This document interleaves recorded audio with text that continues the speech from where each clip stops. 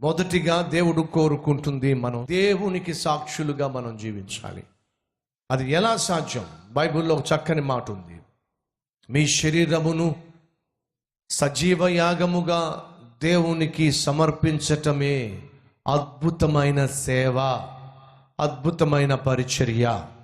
మనల్ని మనం సంపూర్ణంగా దేవునికి అంకితం చేసుకొని శరీర తత్వానికి తావివ్వకుండా దేవుణ్ణి మహిమపరిచే జీవితము జీవిస్తే అంతకంటే గొప్ప పరిచర్య, అంతకంటే గొప్ప సేవ మరొకటి లేదు.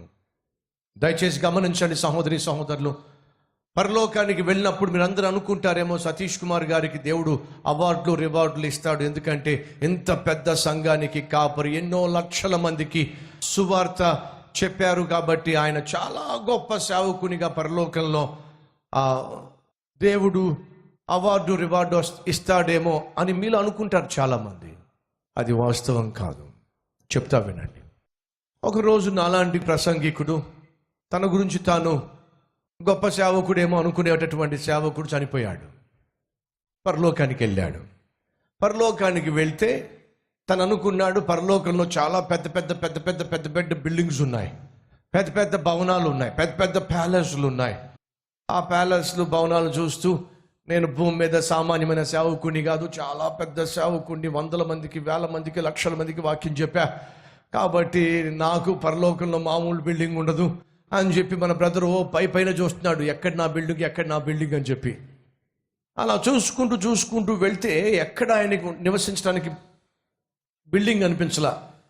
సరే ఒకవేళ ఇంత పెద్ద బిల్డింగ్ కాకపోతే ఏమైనా చిన్న బిల్డింగ్ ఏమైనా ఇస్తాడేమో దేవుడు అని చెప్పి కొంచెం చూసుకుంటూ వెళ్తే ఒక చోట ఒక చిన్న గుడిసె ఉంది.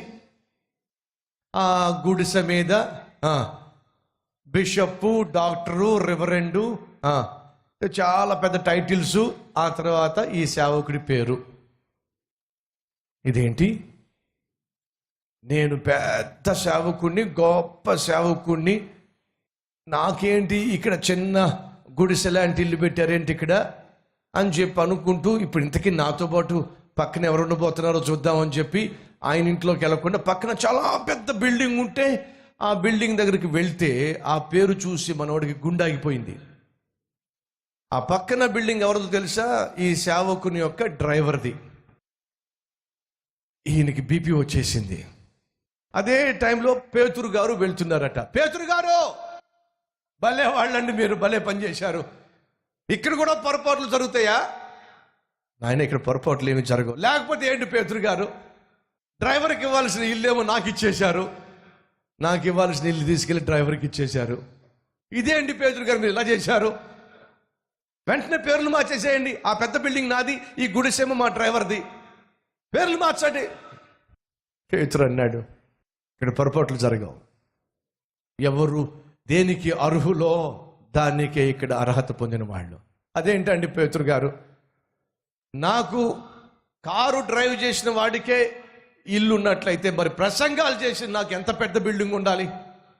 నాకేమో ఈ చిన్న ఇల్లు ఇస్తున్నారు, గుడిసి ఇస్తున్నారు, అని పెద్ద బిల్డింగ్ ఇస్తారు. పొరపాటు జరిగిపోయింది. దయచేసి వినండి సహోదరి సహోదరులు, మనం అనుకున్నట్టుగా లెక్కలు ఉండవు. మనం చూసేటటువంటి తక్కెట్లో పెట్టి దేవుడు తుయ్యనే తుయ్యడు. ఆయన తూనిక రాళ్ళు చాలా డిఫరెంట్గా ఉంటాయి.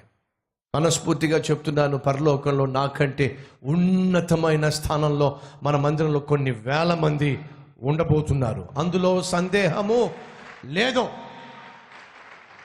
ఎంతమంది అండి కల్వరిశ్వరాన్ని బలపరచడానికి ఒక పూట తిని ఒక పూట తినని వాళ్ళు ఎంతమంది ఉన్నారు? అదండి దేవుడు చూసే సేవ. భార్య భర్త వచ్చి స్పాన్సర్ చేస్తూ ఒక సహోదరి అంటుంది, అన్నా నేను సంపాదించే సంపాదన అంతా కూడా ప్రతి నెల నేను ప్రభువుకి ఇచ్చేస్తున్నానన్నా, లక్షల మంది సువార్త వినాలని. నా భర్త సంపాదిస్తున్న దాంట్లో మేము తింటున్నాము, నేను సంపాదించే దాంట్లో అనేక లక్షల మందికి ఆహారము ఆత్మీయంగా పెడుతున్నాము. ఏమంటారు చెప్పండి? ప్రతిరోజు గంటలు గంటలు ప్రయాణం చేసి, గంటలు గంటలు బస్సు కోసం వెయిట్ చేసి, వర్షంలో తడిచి, చలిలో వణికి, ఎండలో ఎండి, టెన్షన్స్ భరించి వచ్చే సంపాదన అంతా తీసుకొచ్చి ₹1 తీసుకోకుండా, తన ఖర్చులు చేసుకోకుండా, నాది, నా డబ్బు, నా సంపాదన, నేను కష్టపడ్డాను అనే దానికి ఏమాత్రం తావివ్వకుండా లక్షల మంది సువార్త వినాలి. యేసుక్రీస్తుని గురించిన ప్రేమను తెలుసుకోవాలి. నేను సంపాదించే సంపాదన అంతా, నా కష్టార్జితం అంతా నా ప్రభు యొక్క సువార్త సేవకి తీసుకొచ్చి ఒక చెల్లి ఆ కానుకిచ్చి ప్రతి నెల నా జీతం అంతా ప్రభుకి ఇచ్చేస్తున్నానన్న. కల్వరసురాన్ని బలపరుస్తున్నాను. ఒక పేద సహోదరి వచ్చి, నా అయ్యా ప్రార్థన చేస్తావా నా కోసం? దేనికమ్మా? ప్రతి నెల కల్వరసురాన్ని బలపరచాలని నేను తీర్మానం తీసుకొని నేను బలపరుస్తున్నానయ్యా. ఏం చేస్తావమ్మా? ఒక 3-4 ఇళ్లల్లో పని మనిషిగా పనిచేసుకుంటున్నానయ్యా. ఒకవైపు పిల్లలను పోషించుకుంటున్నా, మిగిలినంతా తీసుకొచ్చేసి కల్వరీశ్వరం ద్వారా అనేక లక్షల మంది సువార్త వినాలని ప్రతి నెల ఒక కార్యక్రమాన్ని బలపరుస్తున్నాను. దేవుడు చూసే తక్కెడు రాళ్ళు చాలా డిఫరెంట్గా ఉంటాయి. దేవుని దృష్టిలో గొప్పవాళ్ళు కావాలంటే స్టేజ్ మీద కనిపించి మైక్ పట్టును దంచేసేవాళ్ళు అనుకుంటున్నారా? కాదండి.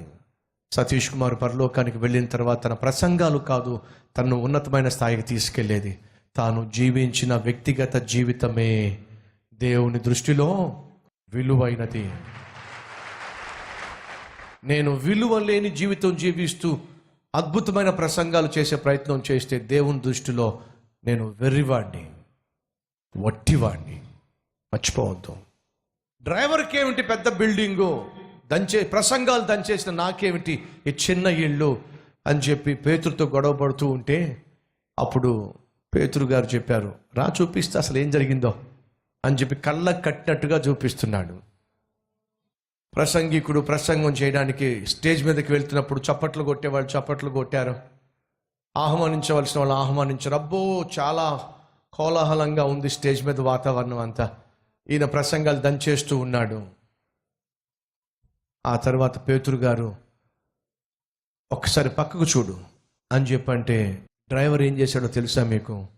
ఆ కారులోంచి కిందకి దిగి ఆ కారు పక్కనే మోకాల మీద పడి ప్రసంగం చేస్తున్నటువంటి సందేశకుని బలపరుస్తూ, ప్రభువా ఈ వాక్యం అనేక వేల మంది జీవితాలను మార్చులాగున, అనేక మంది కుటుంబాలు కట్టుబడులాగున, ఈరోజు అందించే వర్తమానం ద్వారా నరకానికి పోవలసిన అనేక మంది పరలోకానికి వెళ్ళులాగున, ప్రభువా రక్షించు నాయన, రక్షించు ప్రభువా అని కన్నీళ్లు మున్నీళ్ళై ఆ డ్రైవర్ మోకాల మీద పడి ఏడుస్తూ ప్రార్థనలు గడిపేవాడు. ఇక్కడ అద్భుతమైన రిజల్ట్స్ వచ్చేస్తూ మనుషులు పశ్చాత్తాపడిపోతూ ఉంటే నాలాంటి ప్రసంగికులు అనుకుంటారు, ఆహా నా ప్రసంగంలో ఉన్న శక్తి. ఈరోజు సతీష్ కుమార్ అందించేటటువంటి వాక్యంలో శక్తి ఉందన్నా, ఈరోజు మన కల్వరి టెంపుల్ ఎంత అద్భుతంగా దీవించబడుతుందన్నా, నేను ఎప్పుడో చెప్పాను మీకు సతీష్ కుమార్ పేరు వాడద్దు అని చెప్పి, సతీష్ కుమార్ పేరు వాడడము నిషేధము అని చెప్పి.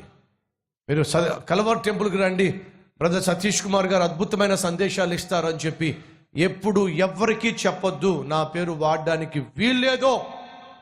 మరి నేను చెప్పింది ఏమిటి? దేవుని సన్నిధికి రండి, దేవుడు మీతో మాట్లాడతాడు. సతీష్ కుమార్ పేరు వాడడానికైనా, సతీష్ కుమార్ పేరు జపించడానికైనా, సతీష్ కుమార్ పేరు మాటి మాటికి ఉచ్చరించడానికైనా వీల్లేదు. సతీష్ కుమార్ అందించే వాక్యం కంటే, సతీష్ కుమార్ అందించేటటువంటి సందేశాల కంటే సతీష్ కుమార్ చాలా చాలా చాలా చిన్నవాడు. సతీష్ కుమార్ సేవించే దేవుడు గణపరచబడాలి, సతీష్ కుమార్ అందించే వాక్యము గణపరచబడాలి, కానీ సతీష్ కుమార్ మాత్రం కానే కాదు. ఈ విషయం దయచేసి మర్చిపోమాకండి. బాప్తిస్మం ఇచ్చి యోహాను ఒక మాట అన్నాడు, ఆయన హెచ్చించబడాలి, నేను తగ్గించబడాలి. ఆ జీవితాన్నే ఒక సేవకునిగా నేను కోరుతున్నా. పేతురు చూపించాడు, చూడయ్యా నువ్వు ప్రసంగాలు దంచేస్తూ ఉంటే అందరూ మారిపోతూ ఉంటే నువ్వు అనుకున్న నీ ప్రసంగంలో శక్తి అని కాదు నాయన, ఆ ప్రసంగాలకు శక్తి ఈ కన్నీటి ప్రార్థన వల్ల ఉదయించింది. కాబట్టి ఆ కన్నీటికే మేము ఎక్కువ విలువనిచ్చాం, ఆ కన్నీటికే ఎక్కువ ప్రాధాన్యత ఇచ్చాం. ఈరోజు మన కల్వరి టెంపుల్లో ఎవరైతే నా వెనుక ఉండి కన్నీళ్లు కారుస్తూ ప్రార్థన చేస్తున్నారో మీ అందరికీ 2 చేతులు జోడించి హృదయపూర్వకమైన ధన్యవాదాలు తెలియచేస్తున్నాను. It is not about Satish Kumar, but it is about Satish Kumar's God. Satish కుమార్ను బట్టి కాదు, సతీష్ కుమార్ సేవిస్తున్న దేవుని బట్టే మీ త్యాగములను బట్టే, మీ ప్రార్థనలను బట్టే, మీరు పడుతున్న ప్రయాసను బట్టే ఈరోజు ఈ సంఘం, ఈ పరిచర్య, సమస్త మహిమ ఘనత ప్రభావములు మన దేవునికి చెల్లునుగాక. తగిన ఆశీర్వాదములు మీ అందరికీ కలుగునుగాక మనస్ఫూర్తిగా కోరుతున్నాను.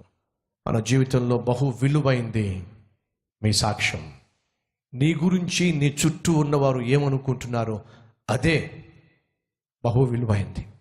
నీవు వెలుగుతున్నావు అంటే, అడుగుతున్నాను, నువ్వు వెలుగుతున్నావు అంటే ఆ వెలుతురు ఎవరికి కనిపిస్తుంది? ముందుగా చెప్తారా కాస్త చెప్పండి. నీ చుట్టూ ఉన్నవారికి కనిపిస్తుంది. నీ ఆత్మీయ దీపము వెలగబడితే మొదటిగా అది కనిపించవలసింది, ప్రకాశించవలసింది నీ చుట్టూ ఉన్నవారికి. నీ చుట్టూ ఉన్నవారు నీలో ఆత్మీయ వెలుగును చూడలేకపోతున్నారంటే దయచేసి గమనించు సహోదరి సహోదరుడా, నువ్వు చీకట్లో జీవిస్తున్నావు, భ్రమలో జీవిస్తున్నావు. ఈ సత్యాన్ని, ఇది కొంచెం చేదుగా అనిపించవచ్చు, కానీ వాస్తవం కనుక అంగీకరించమని కోరుతున్నాను. ఒకడు దీపము వెలిగించి కొంచెము కిందనను మంచము కిందనను పెట్టడు కానీ అనేక మందికి దారి చూపించాలి. నీ జీవితము అనేక మందికి మాదిరికరంగా ఉండాలి, అనేక మందికి సవాలుకరంగా ఉండాలి. కాబట్టి ఏం చేయాలి? నీ జీవితం దీపపు స్తంభం మీద పెట్టాలి. అంటే అర్థం ఏమిటి? నీ జీవితంలో ఉన్న వెలుగు, నీ జీవితంలో ఉన్న ఆత్మీయత, నీ జీవితంలో ఉన్న దేవుని ప్రేమ, ఆత్మ ఫలము నీ చుట్టూ ఉన్నవారు గమనించగలగాలి. అదే దేవుడు కోరుకుంటున్నాడు. దాని కొరకే దేవుడు ప్రాణం పెట్టాడు. నిన్ను వెలిగించటానికే క్రీస్తు ప్రాణం పెట్టాడు. వెలిగించిన తర్వాత నిన్ను సాక్షిగా నిలబెట్టుకోవడానికే దేవుడు ప్రాణం పెట్టాడు. కాబట్టి నీ, నా, మన వ్యక్తిగత జీవితము చాలా విలువైంది. వ్యక్తిగత సాక్ష్యము చాలా విలువైంది. పరిశుద్ధాత్మ దేవుడు మీ మీదికి వచ్చున్నప్పుడు మీరు నాకు సాక్షులుగా ఉంటారు. నువ్వు ప్రభువుకు సాక్షిగా జీవించకపోతే, నీ జీవితంలో ఉన్నటువంటి ఆత్మీయతను బట్టి 10 మంది నీ గురించి సాక్ష్యము చెప్పకపోతే అసలు నువ్వు పరిశుద్ధాత్మను కలిగిన వ్యక్తివి కానే కావు. ఈ విషయాన్ని మర్చిపోకండి. ఇప్పుడు నా ప్రశ్న ఏమిటంటే, ఎంతమంది ఒప్పుకుంటారు నా జీవితాన్ని ప్రభువు వెలిగించాడు, నా బ్రతుకు వెలిగించబడింది, ఒకప్పుడు చీకట్లో జీవించాను, పాపిష్టి పనులు చేశాను, కానీ ఇప్పుడు నా జీవితం వెలిగించబడింది అన్నవారు ఉన్నట్లయితే చేయి చూపిస్తారా? నా బ్రతుకు వెలిగించబడింది. Thank you brothers, thank you sisters. వెలిగించబడింది అని చెప్పి మీరు అంటున్నారుగా, అయితే ఆ వెలుగును మీ చుట్టూ ఉన్నవారు చూడనివ్వండి, మీ చుట్టూ ఉన్నవారు గమనించనివ్వండి. దీపము వెలిగించండి, ఆ వెలుతురుని ఎవ్వరూ ఆపలేరు. చీకటి కూడా దీపాన్ని ఆపలేదు. గదిలోకి వచ్చి లైట్ వేయండి, వెలుతురు రావడం ఆలస్యం, ఏది పారిపోతుంది చెప్పండి? చీకటి పారిపోతుంది. వెలగండి, ఈ చీకటి లోకంలో మీరున్న చోట వెలగండి, వెలుతురుని ప్రసారింపు చేయనివ్వండి. ఎవరిలో పరిశుద్ధాత్మ దేవుడు ఉంటాడో ఆ వ్యక్తి వెలుగు సంబంధిగా జీవిస్తాడు, వెలుగుతాడు, చీకటిని పారద్రోలతాడు, చీకట్లో ఉన్న వారికి కూడా వెలుగును చూపిస్తాడు. వెలిగించబడ్డాం అంటున్నాంగా, అయితే వెలగండి. వెలుగుతున్న వాళ్ళు విలువైన జీవితాన్ని జీవించండి. ఆ విలువైన జీవితం జీవించే ప్రక్రియలో ఓ సత్యం మర్చిపోకండి. ఏమిటది? మీ సాక్ష్యాన్ని కాపాడుకోండి, మీ సాక్ష్యాన్ని కాపాడుకోండి. ఈరోజు సందేశము, సారాంశము అదే. చీకటిలో నుండి దేవుడు మనల్ని వెలుతురులోకి తీసుకొచ్చాడు, వెలిగించాడు. దుర్మార్గునిగా, దుష్టునిగా ఉన్నటువంటి మనల్ని ప్రభువు మార్చాడు. మార్పు చెందిన నీవు ప్రభువుకు సాక్షిగా జీవించాలి. ఒక దుర్మార్గుణ్ణి, దుష్టుణ్ణి, కానీ ఈరోజు నీతిమంతునిగా తీర్చబడ్డాను అంటే అది ప్రభువు వల్లే సాధ్యమైంది. నన్ను మార్చే దేవుడు ఉన్నాడు, ఆయనే ప్రభు అయిన యేసుక్రీస్తు. దానికి నేను, నా జీవితము సాక్ష్యము. అది నువ్వు చెప్పాలి, ప్రభువుకు సాక్షిగా జీవించాలి. ఇప్పుడు మార్పు చెందిన తరువాత, వెలిగించబడిన తరువాత, సహోదరి సహోదరుడా జాగ్రత్తగా విను. నువ్వు మరలా పాపము జోలికి వెళ్ళడానికి వీల్లేదు, మరలా లోకం జోలికి వెళ్ళడానికి వీల్లేదు, నీ సాక్ష్యాన్ని పాడు చేసుకోవడానికి వీల్లేదు. ఎందుకు నీ సాక్ష్యాన్ని పాడు చేసుకోవడానికి వీల్లేదో చెప్పమంటారా? నువ్వు రక్షించబడిన తరువాత, వెలిగించబడిన తరువాత నీ చుట్టూ ఉన్న వాళ్ళు నీ గురించి మంచి ఆత్మీయుడివి, మంచి ఆత్మీయురాలువి, గొప్ప మార్పును వాళ్ళు చూసిన తర్వాత మరలా నువ్వు తప్పు చేశావంటే, మరలా నువ్వు పాపం చేశావంటే ఏం జరుగుతుందో తెలుసా? చేసిన తప్పును బట్టి నువ్వు దేవుని దగ్గరకు వచ్చి క్షమాపణ కోరితే దేవుడు క్షమిస్తాడు, కానీ నీ చుట్టూ ఉన్నవారు మాత్రం నిన్ను క్షమించరు. నా మాట మీకు అర్థమైందా? నువ్వు తప్పు చేసి దేవుని దగ్గరకు వచ్చి క్షమాపణ కోరితే దేవుడు క్షమిస్తాడు, కానీ నీ చుట్టూ ఉన్న వాళ్ళు మాత్రం నిన్ను క్షమించరు. ఒక సహోదరుడు వచ్చాడు, ఏడుస్తున్నాడు. ఏమిటి సమస్య అని అడిగాను. అన్న, నేను త్రాగుబోతున్నా, మంచోడిని కాదన్నా, దుర్మార్గంగా జీవించేవాడినన్నా, తాగిన మైకల్లో భార్యను బాగా కొట్టేవాడినన్నా, నరకం చూపించేవాడినన్నా. సరే, దేనికోసం ప్రార్థన చేయమంటా? అన్నా, నేను మారానన్నా, అలా నరకం చూపించిన నేను మార్పు చెందానన్నా, రక్షించబడ్డానన్నా, ఇప్పుడు త్రాగుడు విడిచిపెట్టేశానన్నా. చాలా సంతోషం.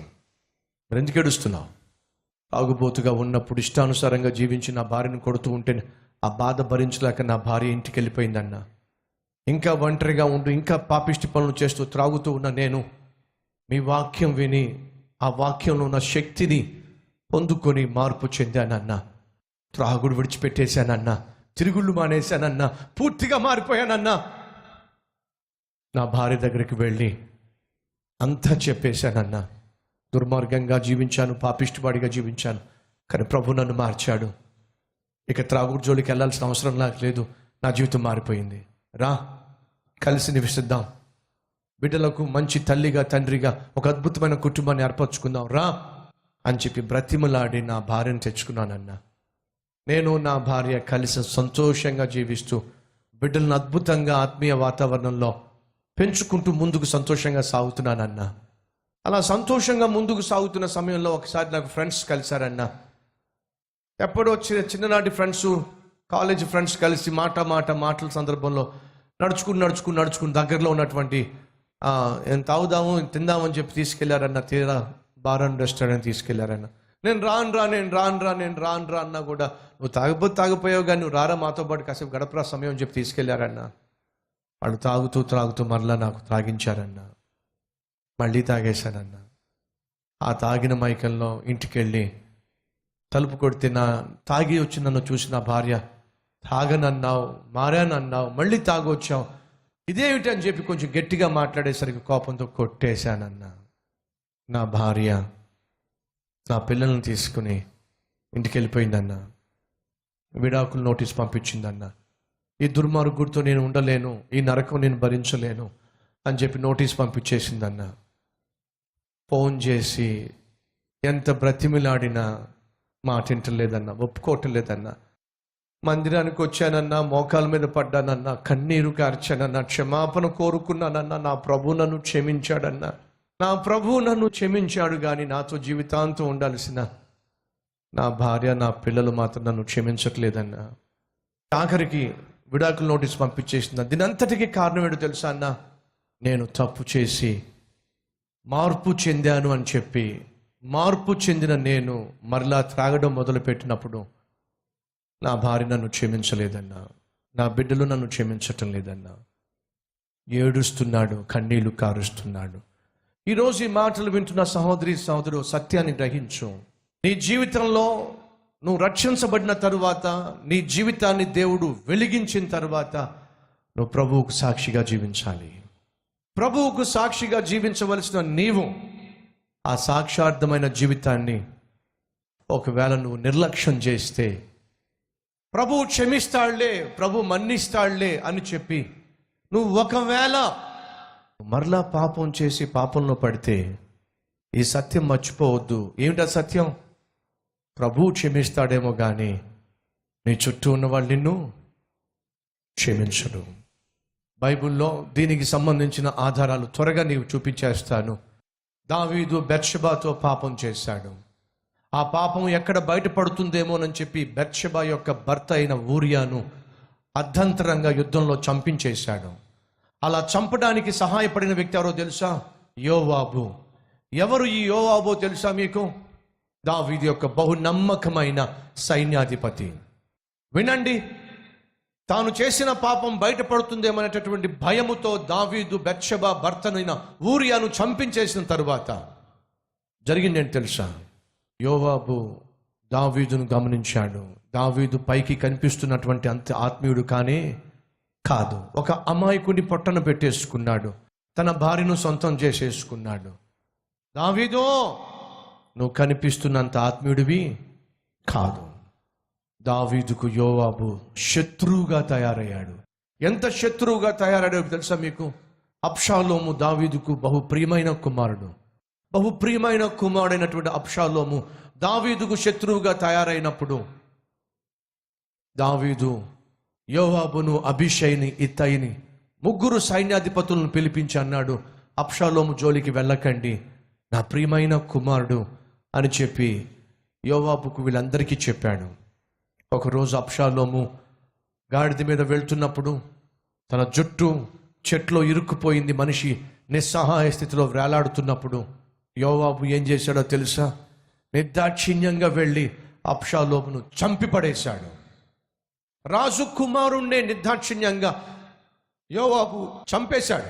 ఇప్పుడు దావీదు పిలవచ్చుగా, యోవాబును పిలవచ్చుగా, యోవాబు నీకెంత ధైర్యమో, నా కుమారుణ్ణి ఎందుకు ముట్టుకున్నావు? నా కుమారుణ్ణి ఎందుకని నువ్వు చంపావు? అడగచ్చుగా. దావీదు అడగలేకపోయాడు. కారణం తెలుసా మీకు? ఎందుకు అడగలేకపోయాడో కారణం తెలుసా?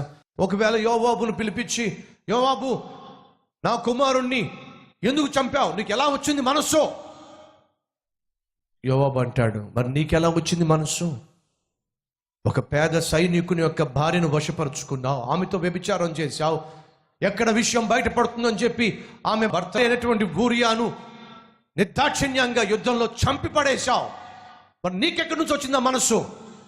ఎక్కడ యోవాబు ప్రశ్నిస్తాడో బ్రతకంటా బయటేసేస్తాడో అని చెప్పి దావీదు మౌనంగానే తల వంచుకోవాల్సి వచ్చింది, తల దించుకోవాల్సి వచ్చింది. కారణం తెలుసా? దావీదు చేసిన పాపము నిమిత్తం పశ్చాత్తాపడినప్పుడు నాతాన్ అన్నాడు, దేవుడు నిన్ను క్షమించాడో?